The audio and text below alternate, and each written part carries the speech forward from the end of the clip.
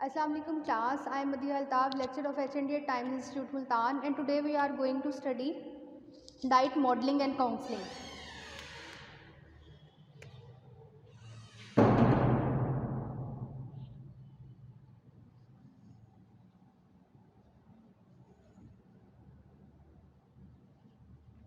Diet modelling और counselling में जो है हम लोगों ने काफ़ी सारा ये डिटेल में स्टडी कर लिया कि किस डिजीज़ में जो है हम किस तरह से जो है वो प्लानिंग करते हैं, इंटरवेंशन करते हैं और किस तरह से हमने डाइट प्लानिंग करनी होती है। आज जो है हम एक छोटा सा जो है वो केस स्टडी देख लेते हैं कि किस तरह से अगर कोई हमारे हॉस्पिटल सेटिंग में एज अ डाइटिशियन का हम काम कर रहे हैं और हमारे पास कोई पेशेंट आया है या कोई रेफरल पेशेंट आया है हमारे पास किसी फिजिशियन से, तो हम किस तरह से जो है वो उसको डील करते हैं। आमतौर पर जब हम कोई केस कर रहे मतलब स्टडी कर रहे होते हैं, making the sense of case, एक वर्ड है making the sense of case, कि हमारे पास हॉस्पिटल सेटिंग में जो है वो कोई केस आया तो हमने उसको किस तरह से सेंस करना है। एज अ डाइटिशियन जो है वो हम किस तरह से, ये एक इक्वेशन की तरह जो है वो काम करता है। इस हम इक्वेशन को सबसे पहले देख लेते हैं कि किस तरह से जो है वो ये equation making the sense of cake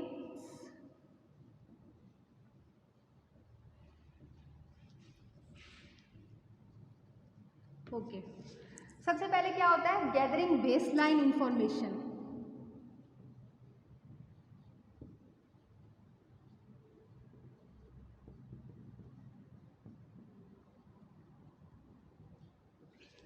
baseline information ले ली, इसमें क्या है, क्लिनिकल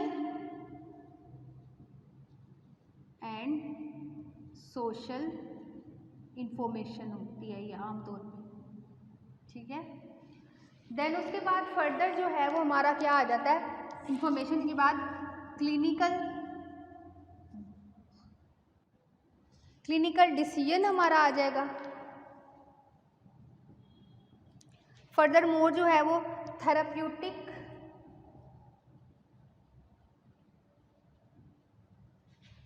थेराप्यूटिक इंफॉर्मेशन और एडवाइस,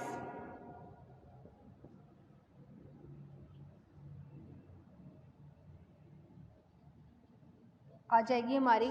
और इसके अलावा जो है वो हमारा डिज़ायर्ड क्लिनिकल आउटकम्स आ जाएंगे।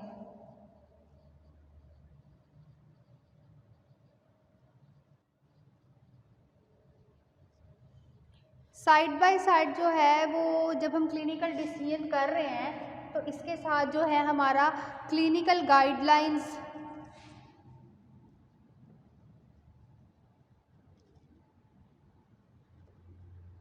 डिजीज़, ये सब चीज़ें आ जाएंगी। और इसके अलावा फॉर्मिंग अ थेराप्यूटिक जजमेंट,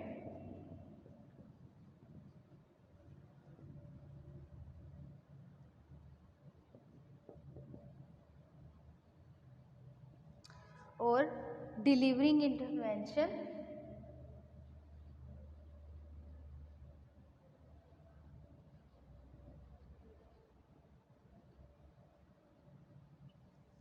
और एडवाइजिंग चेंज।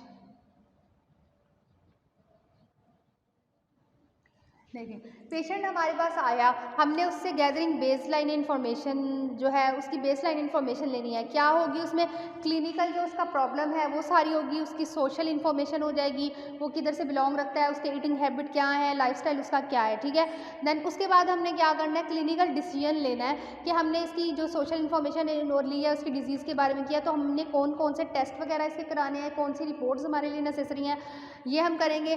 फॉर्मिंग का थेराप्यूटिक जजमेंट, ये इसके साथ ही है। क्लिनिकल डिसीजन आएगा तो वहाँ पे जो है वो हमारी थेराप्यूटिक जजमेंट हो जाएगी कि वाकई जो है वो हमने क्लिनिकल टेस्ट वगैरह जो कराए हैं उससे वाकई उसकी रेशोज़ आई हैं, क्या आई हैं। उसके बाद जो है हमने क्या किया, क्लिनिकल डिसीजन के बाद जब हमने थेराप्यूटिक इन्फॉर्मेशन और एडवाइस उससे देना शुरू की कि उसकी डिजीज़ के अकॉर्डिंग जो है उसे किस तरह से जो है वो हमने थेराप्यूटिकली एडवाइस करना है कि उसने क्या मॉडिफिकेशन लाने हैं और क्या उसने डाइट चूज़ करनी है।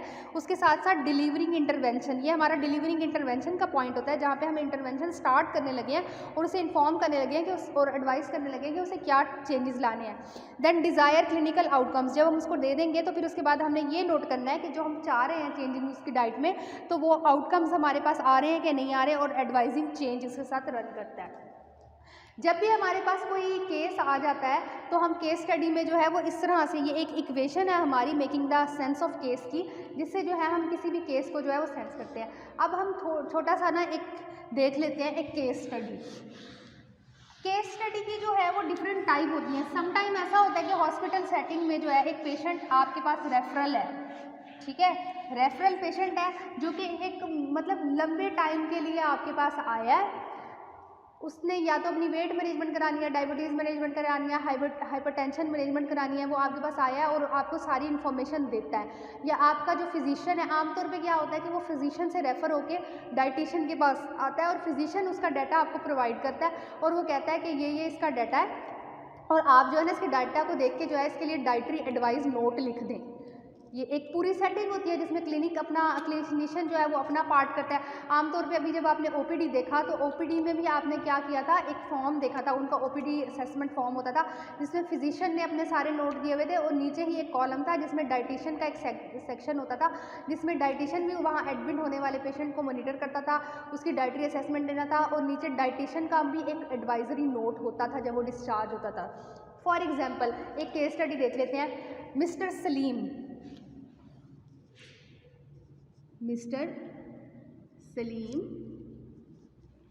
is an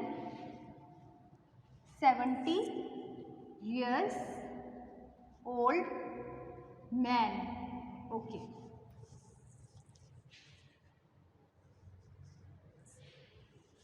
Suffering from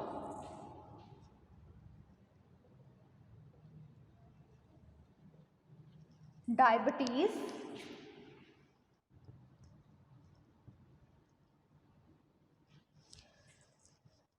for some considerable time.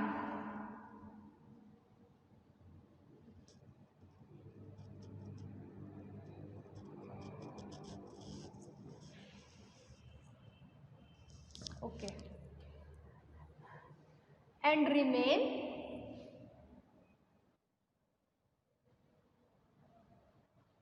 on diabetes. Oh, and remain on insulin.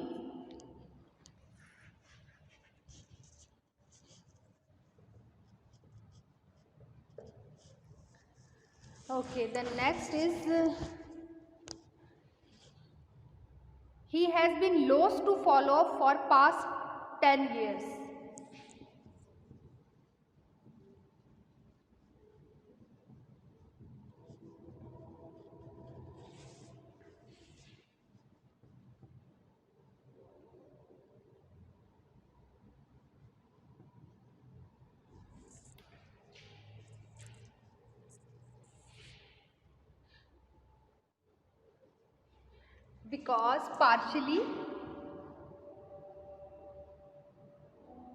Because he is moving around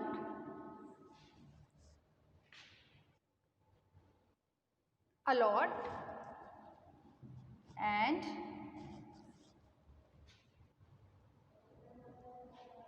partially because he is retired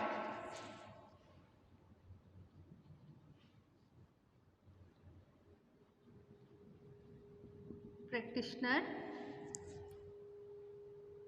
and believe that he can adequately self-monitor.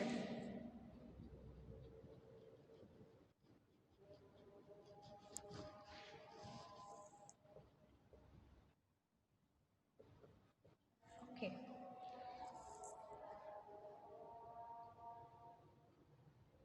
He is quite strong-willed and independent.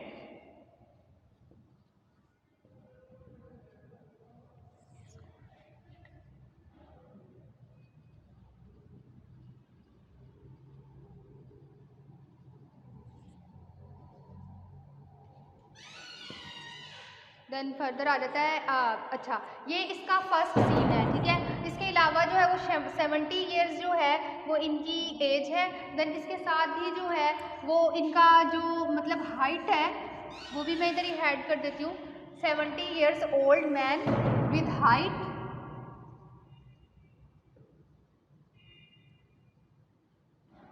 6 feet and weight is equal to 90 kg। Okay, first part of the आपने case देखा कि mister Salim is an 70 year के एक old man है जिनकी height 6 feet है और wait उनका 90 kg है। वो डायबिटीज़ की वजह से जो है वो suffering from diabetes and for some considerable time, मतलब उन्हें काफ़ी टाइम हो गया है कि वो डायबिटीज़ टाइप 2 में इंसुलिन डिपेंडेंट है एंड रिमेन ऑन इंसुलिन। ठीक है, he has been lost to follow up for the 10 years. 10 साल से जो है उन्होंने कोई फिजिशियन से या अपने क्लिनिशियन से कोई भी उन्होंने फॉलो अप नहीं कराया, अपनी डायबिटीज़ को मोनिटर नहीं कराया, क्योंकि वो बहुत ज़्यादा सेल्फ डिपेंडेंट है। वो एक रिटायर्ड जनरल प्रैक्टिशनर है और वो ये सोचते हैं कि वो खुद ही से जो है वो अपनी डायबिटीज़ को मैनेज कर सकते हैं, वो बहुत फिट हैं उनकी सेंस में। ओके, ये फर्स्ट पार्ट हो गया उनका। अब सेकंड में क्या आ जाता है कि इसी का ही जो है वो सेकंड, अब वो हमारे पास किस लिए आए हैं। Mister Salim was recently planting a row of new potatoes. Mister Salim was recently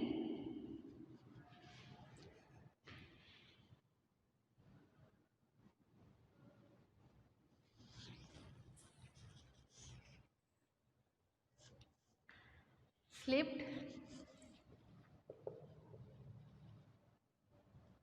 during planting a row of fresh potatoes and got fracture।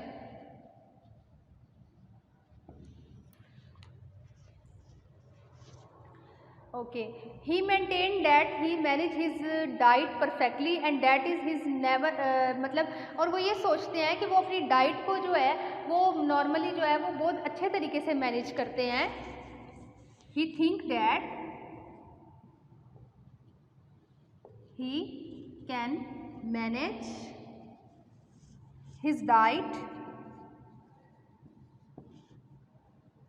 perfectly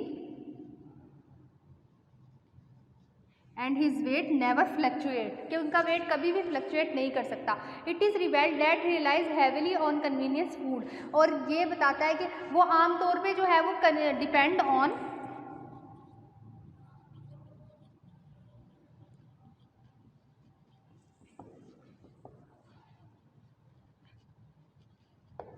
वो आमतौर पे जो है वो कन्वीनियंस फूड पे डिपेंड करते हैं और उनकी जो है सेकेंडरी इंफॉर्मेशन आ जाती है। History it is revealed that he relies highly on convenience food specially since after the death of his partner.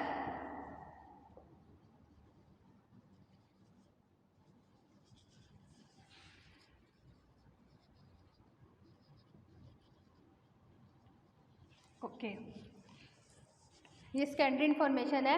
He okay, yet he is meticulous about monitoring his fruits and vegetable intake. वो अपना fruits और vegetable का जो है वो content भी manage रखते हैं। देन उसके बाद जो है मतलब he enjoy nothing better at the weekend. वो और कुछ इंजॉय नहीं करते आमतौर पे। जब हम उनकी लाइफ स्टाइल भी लेते हैं तो वो ये करते हैं कि आमतौर पे वो वीकेंड पे जो है वो एक बारबेक्यू रेस्टोरेंट में चले जाते हैं या किसी फास्ट फूड रेस्टोरेंट में चले जाते हैं या किसी चाइनीज़ रेस्टोरेंट में चले जाते हैं और ईटिंग आउट करते हैं। ज़्यादातर जो है वो पार्सल फूड करते हैं और उनका पोर्शन साइज़ ये है जनरली कि उनका जो है वो जो उनको बॉक्स जो है वो एक लार्ज सर्विंग जो परचेज़ करते हैं वो उसके सर्विंग साइज़ पे नहीं जाते। वो एक टाइम में जो है उस लार्ज सर्विंग को जो उन्होंने मार्केट से कंज्यूम की तो वो मतलब पूरी जो है वो एक टाइम में खा लेते हैं और उनका पोर्शन साइज़ डेवलपमेंट नहीं है। ये एक केस है जिसमें आपने देखा कि 70 ईयर ओल्ड मैन है बड़ा जो कि डायबिटीज़ टाइप 2 की वजह से सफ़र कर रहा है और इसके अलावा जो है वो इसकी मतलब अभी जनरली क्या हुआ है कि वो स्लिप हो गए हैं, उनको फ्रैक्चर भी हो गया सम टाइम ऑफ बोर्ड। अब ये आपके पास स्टेटमेंट आई, स्टेटमेंट के बाद आपको क्या क्या पता चला। यहाँ से आपको एक बात पता चली, डायबिटिक है, ठीक है। आफ्टर द स्टडी आपको ये पता चला कि मिस्टर सलीम जो है वो डायबिटिक है। सडनली उन्होंने क्या किया है, वो मतलब गिर गए हैं तो उनको फ्रैक्चर हो गया, some time of bone issue भी आ गया उसमें। अगर हम ये देखें कि मिस्टर मतलब उसका BMI निकालें तो हम BMI से ये देखेंगे कि उनका BMI क्या आ रहा है, 27 आ रहा है। इससे हमें पता चल गया और ओवरवेट भी है। ठीक है, हमने ये जनरल जजमेंट कर ली। ठीक है, अब ये हमारे पास जनरल जजमेंट आ गई। इसके अलावा ठीक है, ये सारी बात बताने के अलावा हमारे पास जो हमारे फिजिशियन ने नोट लिख के दिया उसमें क्या लिखा हुआ था, स्टेटमेंट आ गई हमारे पास। स्टेटमेंट के बाद हमें पता चला कि ये डायबिटिक हैं, ओवरवेट है और बोन इशू आ गया, इसमें जो फ्रैक्चर हुआ था उनको हीलिंग करनी है उन्होंने। हमारे जो फिजिशियन ने लिखा हुआ था नोट, उसमें हमारे पास क्या आ जाता है कि BP उनका है 170/80। टू सम एक्सटेंट जो है उनका ब्लड प्रेशर भी रेज है। Blood glucose slightly elevated. Okay, then उसके बाद HbA1c परसेंटेज उन्होंने निकाली तो वो 12% आ गया। Traces of glucose in urine भी है उसको।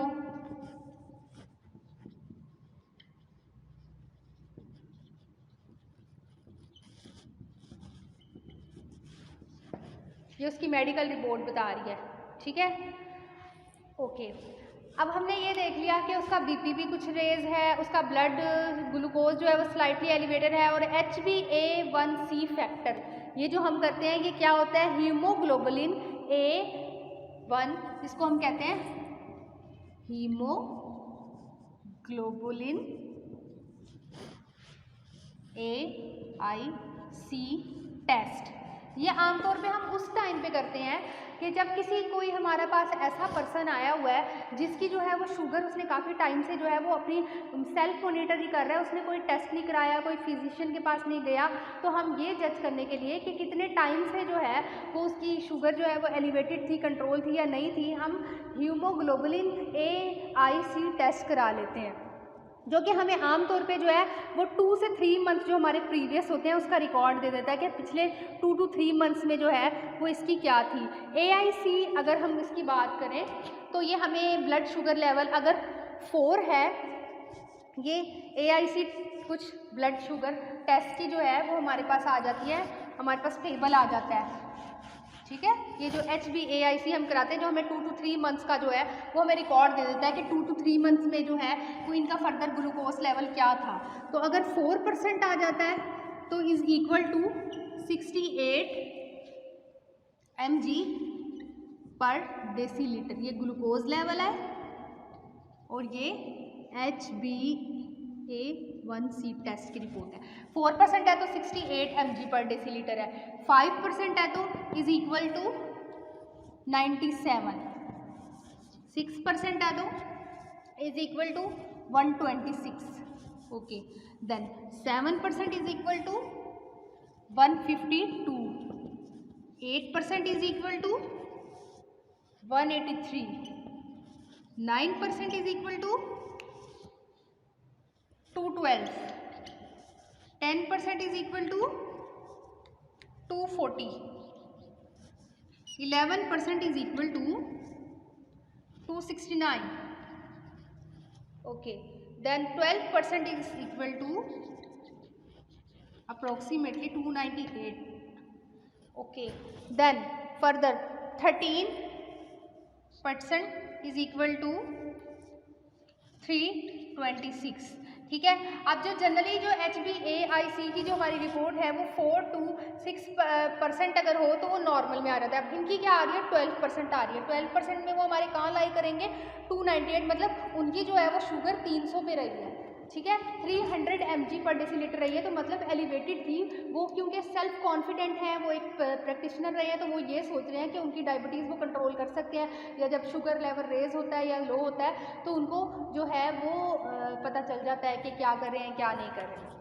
ठीक है, अब हमने प्राइमरी इन्फॉर्मेशन देखी, सेकेंडरी इन्फॉर्मेशन देखी। डाइटरी हैबिट्स में हमारे पास क्या चीज़ आ गई कि ये है कि वो लाइफस्टाइल मॉडिफिकेशन के लिहाज से वो बाहर से जो है वो खाना खाते हैं, ठीक है, जिसकी वजह से उनका शायद शुगर लेवल डेफिनेटली इंक्रीज़ हो जाता होगा, क्योंकि उनके घर में कोई ऐसा नहीं है जो उनके लिए कुकिंग करे, तो वो बाहर से खाना लेके आ जाते हैं और बाहर से खाना कंज्यूम करते हैं, और पोर्शन साइज़ भी उनका कोई नहीं है। दूसरा हमने ये देखा कि वो फ्रेश फ्रूट्स और वेजिटेबल पे भी डिपेंडेंट हैं, लेकिन जो चीज़ हमने देखी, जो बात उन्होंने हमें बताई सेकेंडरी इन्फॉर्मेशन में, वो ये थी कि वो जो गिरे तो वो फ्रेश पोटैटो की जो है वो मतलब प्लांटिंग कर रहे थे।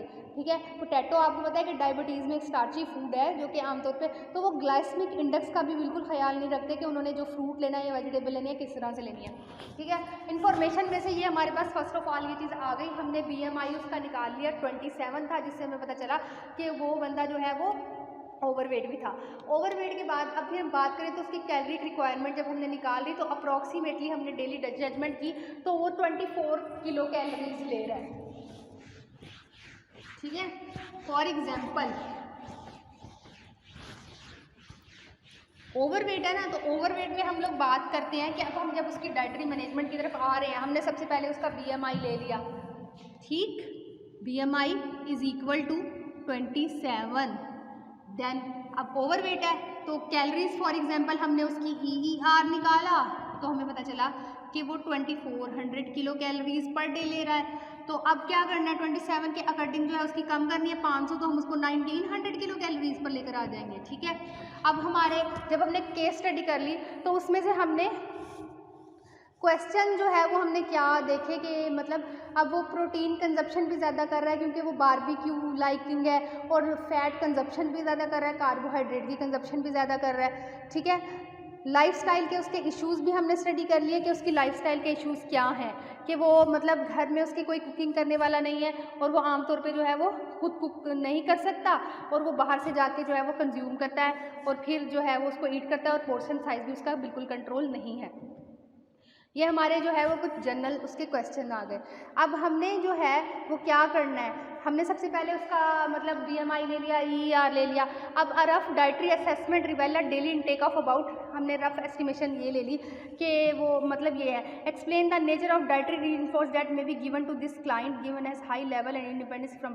अच्छा, हमारे पास जो जो केस स्टडी में से सर्च हमने किया उसमें ये था कि हमारा BMI 27 हो गया, कैलोरीज वो 24 ले रहा है, जिसमें से वो प्रोटीन भी ले रहा है, ज़्यादातर फैट्स भी ले रहा है और कार्ब्स भी ले रहा है। ठीक है, उसके बाद हम ये ले आए कि हमारा टारगेट ये है कि उसकी कैलोरीज हम ऐसे कम करें।